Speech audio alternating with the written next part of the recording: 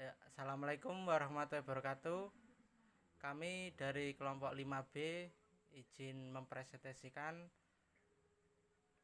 PPT dari kelompok kami dengan judul Sistem Pneumatik Pintu Air Otomatis di Pengolahan Air. Dengan saya sendiri Mas Arifin dengan NIM 231030111019 dan teman saya David Nur Utomo 231030111051, Maulana Nurma Fawaid 231030111042. Dan ini daftar materi yang akan dilakukan presentasi dengan: 1. Pengertian sistem pneumatik pintu air otomatis. 2. Jenis alat pneumatik pada pintu air. 3. Prinsip kerja sistem pneumatik. 4. Komponen dan sistem kontrol. 5. Pengaplikasian di pengolahan air. 6. Cara perawatan sistem. 7. Kelebihan dan kekurangan. 8. Kesimpulan. Next. Pengertian sistem pneumatik pintu air otomatis.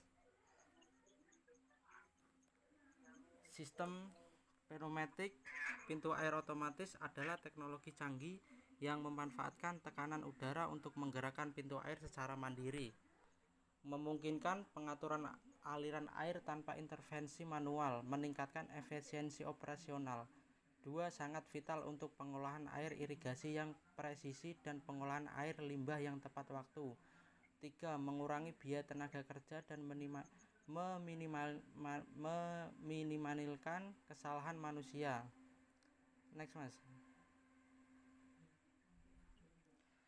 Jenis atau alat pada pintu air. Yang pertama, silinder pneumatik sebagai penggerak utama untuk membuka dan menutup pintu air dengan kekuatan udara.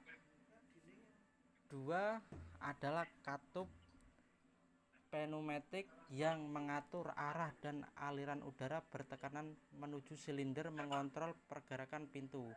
3. Sensor tekanan dan posisi, memantau tekanan udara dalam sistem dan posisi aktual pintu air untuk umpan balik kontrol. Sistem ini telah diaplikasikan dalam berbagai proyek seperti sistem buka tutup pintu air otomatis berbasis Arduino dan aktuator pneumatik untuk irigasi, menunjukkan potensi besar dalam efisiensi pengolahan air. Kali ini akan dilanjutkan dengan David Nur Utomo. Ya, baik. Untuk selanjutnya, untuk prinsip kerja sistem pneumatik sendiri, yaitu mengontrol tekanan udara. Tekanan udara diatur oleh katup solenoid yang menerima sinyal dari unit kontrol.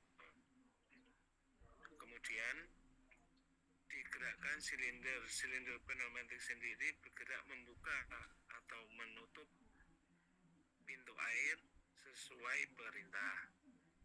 Umpan balik sensor, yaitu sensor mendeteksi posisi pintu dan kondisi air untuk pengaturan otomatis.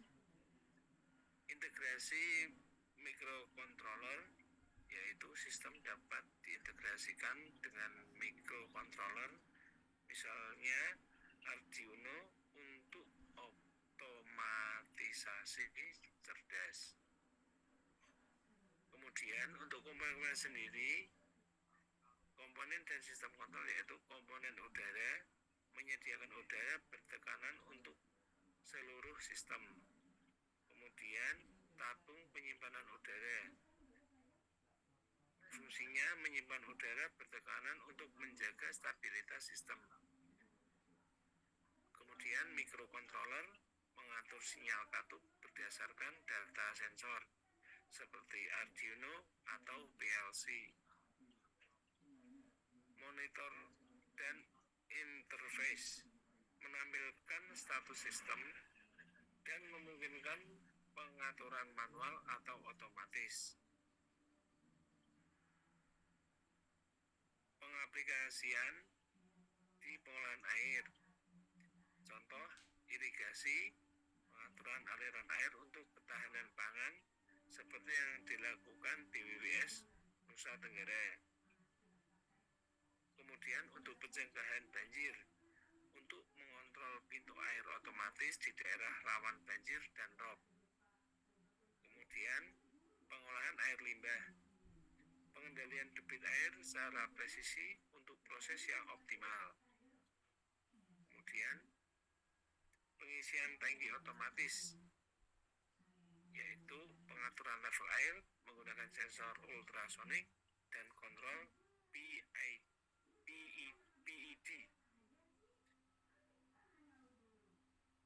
Kemudian selanjutnya cara perawatan sistem pneumatik pintu air otomatis, yaitu pemeriksaan kompresor. Rutin memeriksa kompresor dan tabung udara untuk memastikan tekanan optimal. Yang kedua, pembersihan dan pelumasan. Melakukan pembersihan dan pelumasan silinder pneumatik agar gerakan tetap lancar dan bebas hambatan. Yang ketiga, kalibrasi sensor, yaitu melakukan kalibrasi sensor dan pengujian sistem kontrol secara berkala untuk akurasi data. Yang keempat, penggantian komponen. Mengganti komponen yang aus seperti katup solenoid dan sel silinder untuk mencegah kegagalan sistem. Lanjut, Pak. Kelebihan dan kekurangan sistem pneumatik. Kelebihan yaitu respon cepat. Sistem pneumatik memberikan respon yang cepat dan tenaga besar. Yang kedua, hemat energi, lebih hemat energi dibandingkan motor listrik untuk beberapa aplikasi. Yang ketiga, tahan korosi. Sistem tertutup dan tahan terhadap korosi air, ideal untuk lingkungan yang basah. Yang keempat, aman, tidak menimbulkan percikan api, aman untuk area dengan risiko ledakan. Kekurangannya yaitu yang pertama, membutuhkan sumber udara, membutuhkan kompresor udara dan perawatan rutinnya. Yang kedua, kompleksitas kontrol. Kontrol lebih kompleks dibanding sistem manual sederhana. Yang ketiga, risiko kebocoran. Potensi kebocoran udara yang dapat mengurangi efisiensi dan kinerja. Yang keempat, batas tekanan. Batas tekanan udara mempengaruhi kekuatan output. Kesimpulan, sistem pneumatik pintu air otomatis merupakan solusi revolusioner untuk pengelolaan air modern, menawarkan efisiensi dan presisi tinggi. Efektif operasional, sistem ini sangat efektif untuk pengelolaan air irigasi dan pengolahan air. Pentingnya perawatan. Perawatan rutin esensial untuk menjaga kendala dan umur panjang sistem. Teknologi terintegrasi, integrasi sensor dan kontroler meningkatkan efisiensi dan keamanan. Masa depan pengelolaan air, membuat pengelolaan air lebih presisi, hemat tenaga, dan mencegah bencana. Kurang Selesai. Terima kasih pengganti tugas pneumatik hidrolik dari kelompok 5B. Kurang dan lebihnya kami mohon maaf. Wassalamualaikum warahmatullahi wabarakatuh. Waalaikumsalam warahmatullahi wabarakatuh.